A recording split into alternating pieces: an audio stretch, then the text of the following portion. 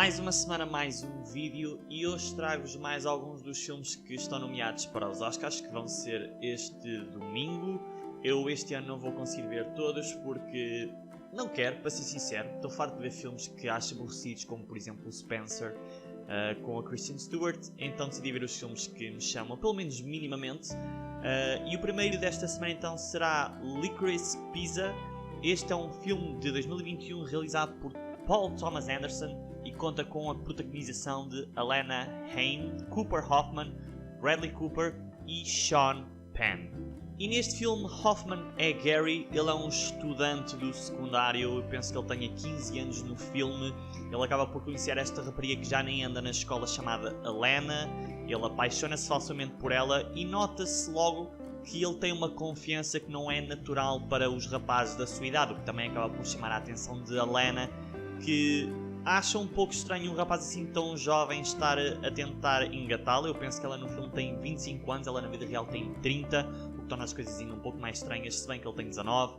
Mas por algum motivo ela sente este nível de atenção da parte de Gary que ela não sente se calhar de outros rapazes da sua idade, e acabam por ficar amigos.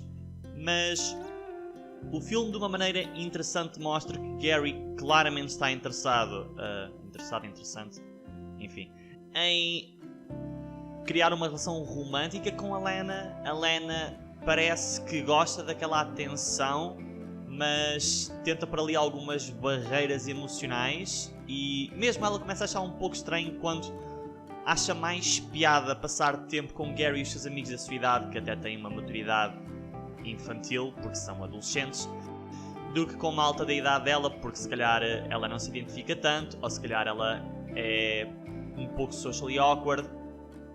E ao mesmo tempo que Gary, visto ser um adolescente e que está a passar por aquelas fases todas em que hormonas e cenas e a primavera, e começa a se interessar por esta e esta e esta, vemos então um comportamento da Alana quase competitivo em corresponder às mesmas atitudes deste adolescente Gary, como se fosse uma retribuição dos ciúmes, o que é algo interessante se ver numa película, porque eu lembro-me de um filme de anime que fala sobre uma relação amorosa entre uma professora e um estudante, e por algum motivo nos filmes hoje em dia, quando as gajas são a pessoa mais nova da relação, automaticamente aquela é uma história creepy, mas não vi qualquer tipo de crítica a Licorice Pizza nesse sentido. Não que eu esteja a fazer neste momento, porque eu acho que é possível apresentar histórias sobre qualquer tipo de coisa. Estas histórias acontecem na vida real, todos nós conhecemos. Normalmente é mais comum, pelo menos na minha experiência, conhecermos raparigas que namoram com rapazes bem mais velhos, neste caso é o contrário, mas quando eu vejo representados cinematograficamente casais em que a rapariga é mais velha, nunca, por algum motivo, é apontado algum ato predatório nela. E pronto, revela um pouco a hipocrisia, talvez, dos mass media, I don't know. Temos também as participações de Bradley Cooper e Sean Penn. O elenco não é assim tão conhecido, os protagonistas. Hoffman é filho do falecido Philip Seymour Hoffman, e dá para ver alguns traços mesmo na atuação dele. Mesmo a Alana não era uma atriz muito conhecida, e até foi um praise que o filme levou por se ter dado a escolher atores, tendo em conta que era uma produção de Paul Thomas Anderson, que é um nome já com peso na indústria. Escolher estes atores jovens que não eram muito conhecidos, e Sean Penn e Bradley Cooper realmente quando aparecem têm aquele destaque de eu sou uma estrela, mas não o suficiente para roubar protagonismo destes atores jovens. E o filme acaba por ser uma aventura de romance, tem aquele tom de verão, de andar de bicicleta na rua com assim um dia solarengo. Eu penso que o filme se passa alguns na década de 70, 80, e overall foi um filme que eu gostei. É um filme leve, eu penso que se arrasta um pouco no terceiro ato do filme, com as reviravoltas do vamos ficar juntos, não vamos ficar juntos. Tem também aquele humor um pouco infantil, mas não infantil o suficiente para o filme não ser uma boa experiência para adultos, pois eu penso que o filme até é mais dirigido para adultos. Talvez por se debater muito nesta década de 70, vai causar aquela recorrência à nostalgia de quem foi adolescente nessa altura, e para quem não foi adolescente nessa altura vai causar na mesma nostalgia dos tempos em que éramos adolescentes e não haviam aquelas vergonhas, não, ninguém ficava assim acanhado no que tocava a investidas amorosas. Overall é um bom filme, está nomeado para vários prémios, não sei até que ponto pode sacar alguns, talvez para melhor argumento. Eu vou dar a Licorice Pizza um 7.8. A seguir temos mais um filme nomeado aos Oscars deste ano chamado Cyrano. Este é um drama musical de 2021 realizado por Joe Wright e protagonizado por Peter Dinklage, Halle Bennett e Calvin Harrison. E neste filme Dinklage é Cyrano, ele é um soldado, sargento, talvez. E claramente, à semelhança do seu papel em Game of Thrones, ele é menosprezado pela corte, porque ele é um anão, ele não é a pessoa mais atraente, e então fazem aquelas piadas. Mas funny enough, neste filme ele é provavelmente o soldado mais forte. Eu não sei como é que em termos físicos isso acontece, porque eu duvido que ele tenha agilidade, apesar de ele ter um tamanho útil para alguns movimentos. Eu duvido que ele tenha agilidade em termos de membros, diria, em comparação com outros, mas no filme ele tem, e acho que isso foi uma característica engraçada que lhe deram. E ele está apaixonado por esta princesa, e ele é amigo de longa data dela e está na maior friendzone que pode haver. E um dia esta princesa acaba por haver um rapaz que chega à corte, que se vai tornar um soldado e automaticamente fica apaixonada por ele só à primeira vista. E kinda pede a Cyrano para arranjar um meeting entre eles, e Cyrano, que é apaixonado por ela, cede porque ele é um grande lord friendzone e ele quer fazer o que consiga para a deixar feliz. Só que este rapaz é super inculto, este rapaz pelo qual esta princesa se apaixonou é inculto e ela é uma senhora da corte, ela não quer ser cortejada da maneira mais normal, ela quer ser encantada, ela quer poesia, ela quer filosofia, ela quer conhecimento, e este rapaz não tem nada disso. Então acaba por pedir ajuda a Cyrano, que era um grande poeta também, e Cyrano acaba então por escrever cartas em nome dele para ela. E então cria-se aquela dinâmica de ela fica apaixonada pelas palavras, mas ela associa as palavras a uma pessoa. Então será que ela estaria apaixonada se aquela pessoa fosse outra, visto que ela foi cortejada pelas palavras? As palavras foi o que a encantaram mais. Existem até momentos em que ela está a sós com o rapaz e não existe química at all, porque o rapaz é muito vago, é muito direto, é muito imaturo intelectualmente para o gosto dela. E nós vemos então Cyrano a tentar arranjar coragem o filme inteiro para dizer aquelas palavras pessoalmente. E eu percebo, é uma situação engraçada nesta questão do friendzone, porque quando é que uma pessoa se sente confortável o suficiente para dar a cara, sabendo que é provável que leve com a rejeição e que estraga a amizade, para não falar que o rapaz pela qual a rapariga se apaixona é relativamente atraente, segundo ela, e Cyrano é um anão e não é das pessoas mais cortejadas da corte. Então ele está sempre a assumir que ninguém conseguirá esquecer o facto de ele ter esta condição e se apaixonar verdadeiramente por ele. E o filme é um musical. Eu sinto que este ano houveram bué musicais, mas é um musical relativamente interessante. Não é um musical muito batido. O filme não depende exclusivamente das músicas. Eu penso que depende mais da poesia apresentada. Eu não sei até que ponto a poesia foi a autoria do argumentista do filme ou se foi de alguns autores. Eu gostei do filme. Aliás, os musicais todos que eu vi este ano, e foram vários, e a seguir já vou falar de outro, este talvez seja dos que eu gostei mais ou fiquei mais agradado pela música. Ver Peter Dinklage no papel principal de um filme também gostei, porque eu gosto bastante do ator. Acho que ele tem um range muito bom. Gostei de o ver num papel romântico e acho que o filme fez uma coisa boa que muitos filmes hoje em dia não passam a mesma, sei lá, o mesmo pensamento, a mesma opinião que é, conseguiu abordar temas da atualidade num contexto histórico sem eles parecerem demasiado forçados. Esta questão da discriminação perante as diferenças físicas e entre outros assuntos, eu achei que foi um trabalho muito bem feito. Penso que não ganhou nenhum Golden Globe, apesar de estar nomeado para alguns. Não me recordo agora para quantos Oscars é que estão nomeados, nem sempre um filme nomeado para Golden Globes está nomeado para a Academia. Mas overall eu gostei bastante do filme, eu vou dar um 8.0 a Cyrano. A seguir temos mais um musical, também de 2021, chamado West Side Story. Esta nova adaptação foi realizada por Steven Spielberg e conta com a protagonização de Ansel Elgort, Rachel Zegler e Maddie Ziegler e Ariana DeBose e muita gente, porque eles têm bué dançarinos e pessoas da Broadway e whatever. E não é uma história nova no cinema. West Side Story é uma história que, para além de já terem havido várias adaptações cinematográficas, eu lembro-me inclusive de ver uma na Disney Channel, é também kinda uma história metafórica.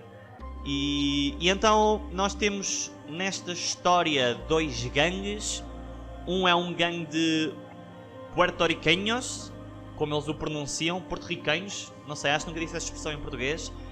E temos também os americanos, que não são propriamente aqueles americanos maniantes ricos, são só americanos maniantes criminosos. Ambos são lados relativamente criminosos e parece que estão a lutar um contra o outro para ver quem é o maior criminoso da zona. E cada vez que eles lutam eles têm de dançar, porque é um musical.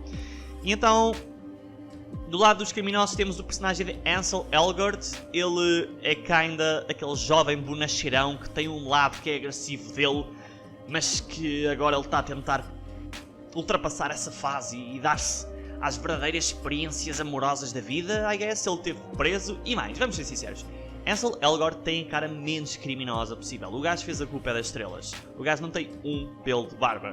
Eu não fiquei muito convencido com o facto de ele ter ido preso por quase morrar um gajo até à morte.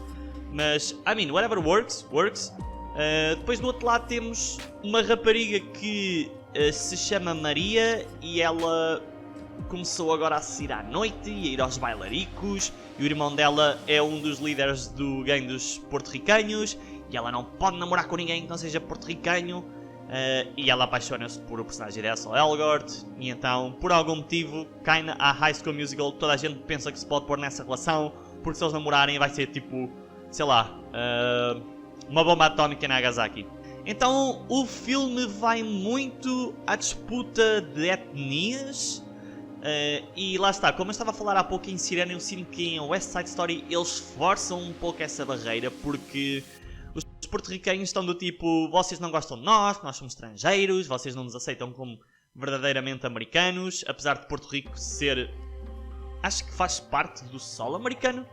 E os gajos estão do tipo, não, vocês é que estão aqui com a mania, que são criminosos, nós éramos criminosos primeiro.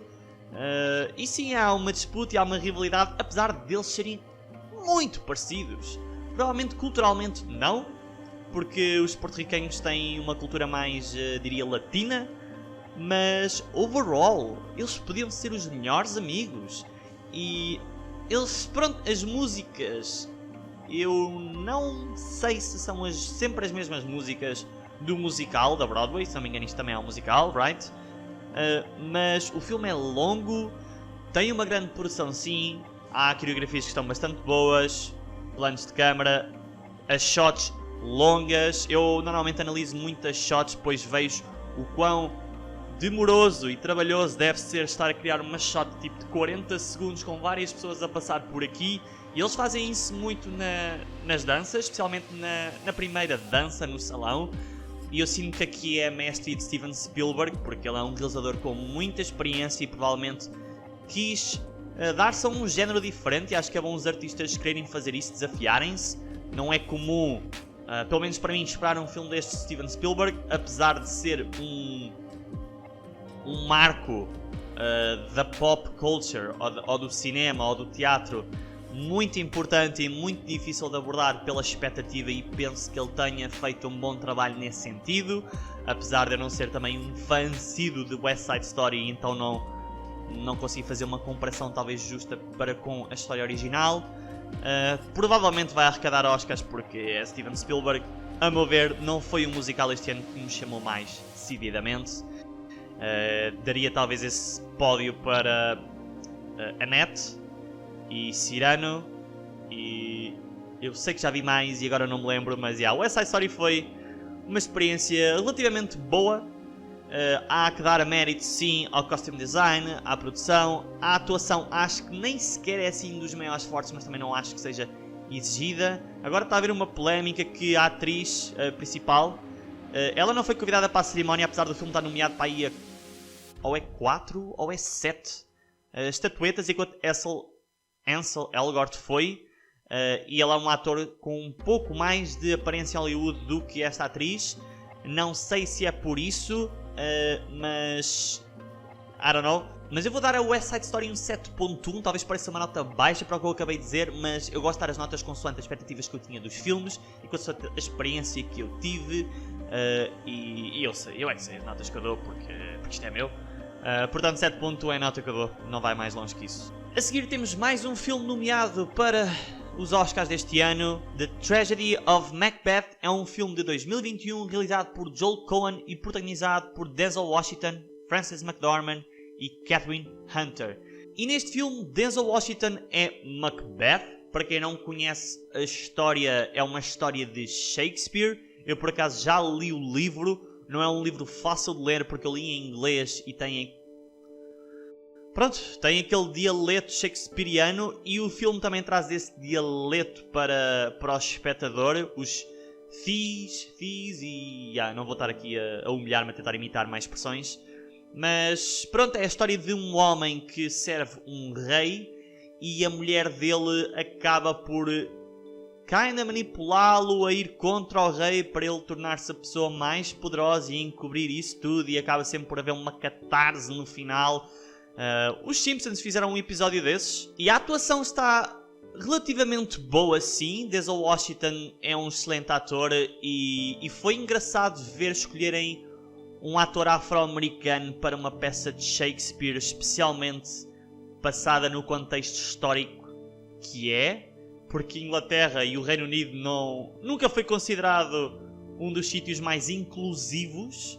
Não me fez assim tanta confusão ver Denzel Washington, porque eu sei que ele é um ator bastante capaz. Frances McDormand também esteve muito bem no seu papel, e acho que o que puxa mais no filme é mesmo a cinematografia. É toda a preto e branco, e eu vejo algumas similaridades com o filme The Green Knight, também por escolheram Dev Patel, um ator indiano, para fazer de sobrinho do Rei Arthur, visto que Rei Arthur era super English white boy.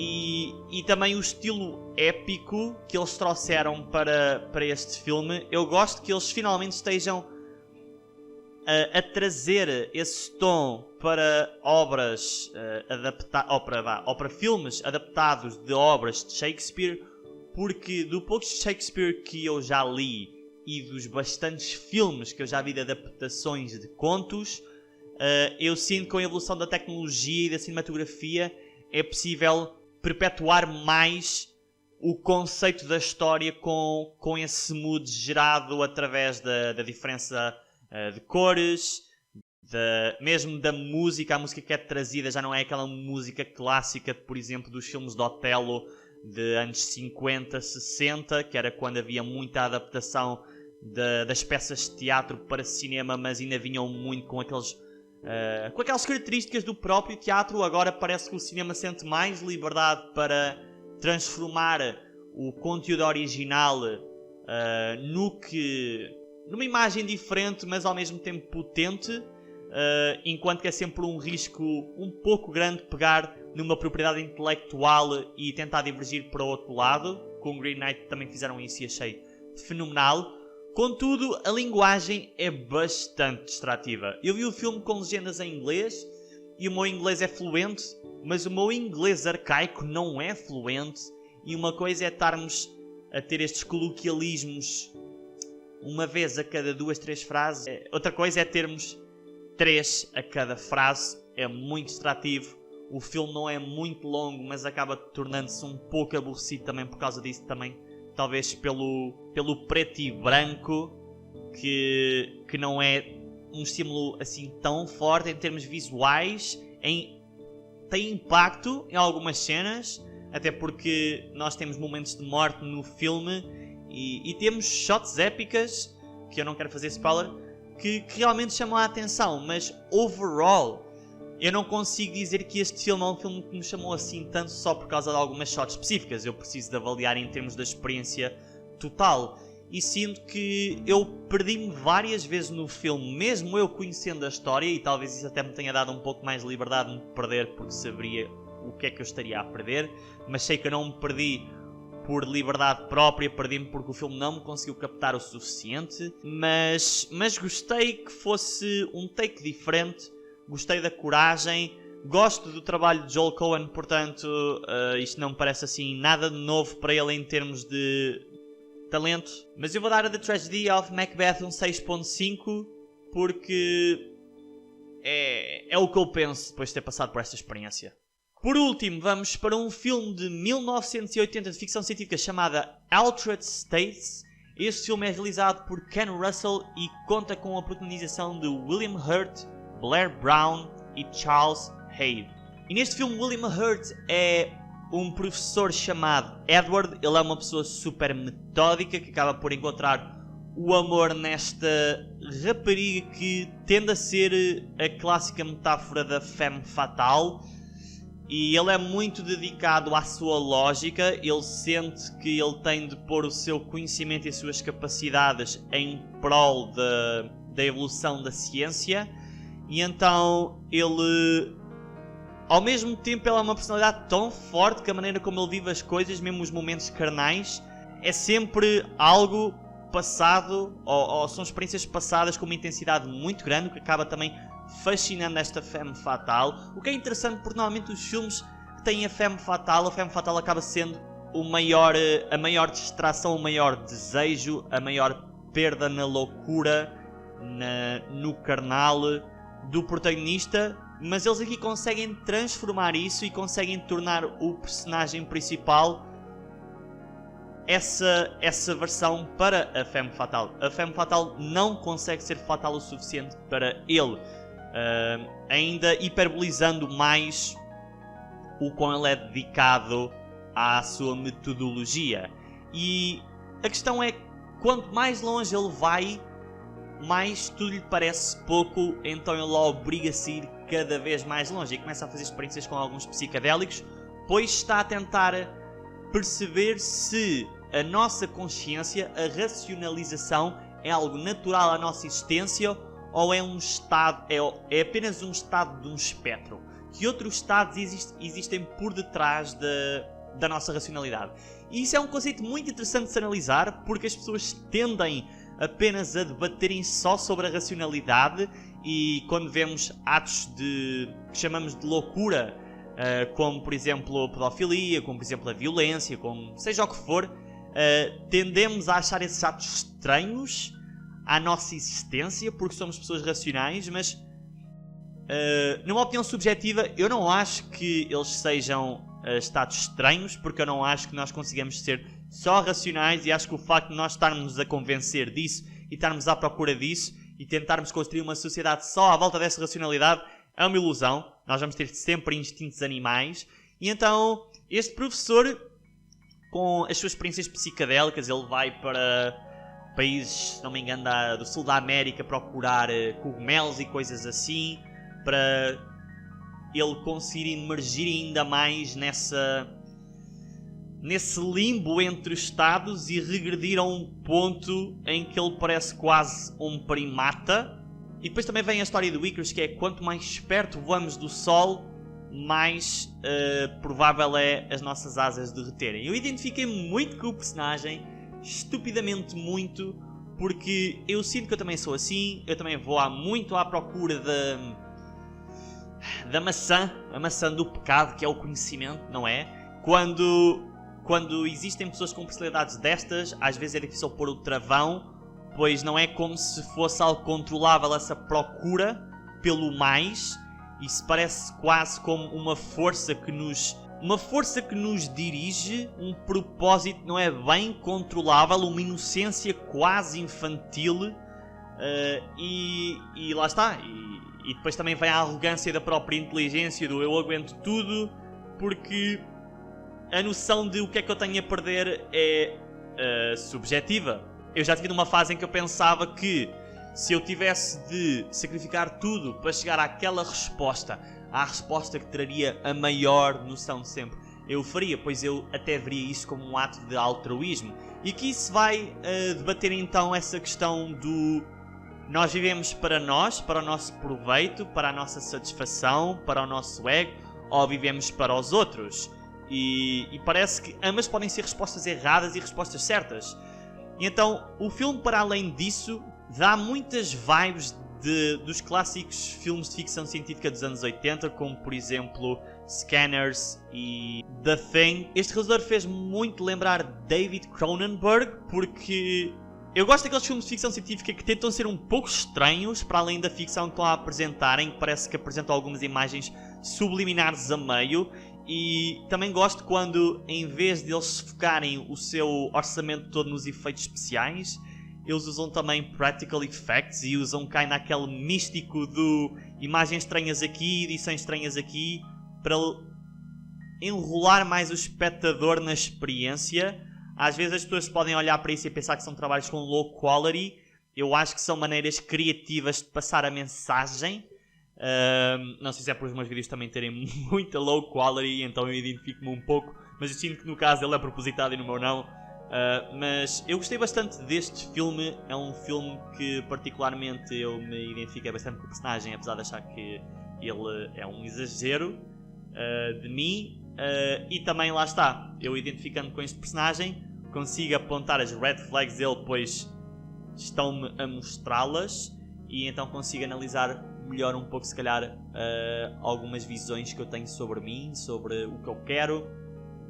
Também gostei bastante da maneira como representaram o seu love affair. Existe uma cena fantástica com areia, tipo, lá está, o filme consegue puxar por cenas bastante originais e metafóricas e assim um pouco ambíguas, e eu gosto quando um trabalho faz isso, especialmente na ficção científica, que muitas vezes a narrativa se baseia mais nesta coisa diferente e então vamos empurrar isto sempre, e isto é o filme, e eu sinto que esta não é uma experiência assim. Numa notícia triste, eu vi o filme um dia depois de William Hurt morrer. Para quem não sabe quem é que eu estou a falar, ou não conhece este filme, ele foi o ator que fez de General Ross nos filmes dos Avengers e do Hulk. Ele morreu com 70 e tal anos, e neste filme ele está fantástico, está super jovem, e acho que mostra bastante os acting skills dele. Eu vou dar a Scanners um 8.6, porque eu percebo que agora vi bué filmes nomeados para os Oscars e não dei esta nota a nenhum deles. Mas lá está, eu dou as notas pela experiência que eu tenho, e a experiência que eu tenho está sempre influenciada pelas minhas características e pelas minhas experiências, portanto 8.6 acho que é uma nota mais que justa para Altered States. Por último, queria só falar um pouco de Succession.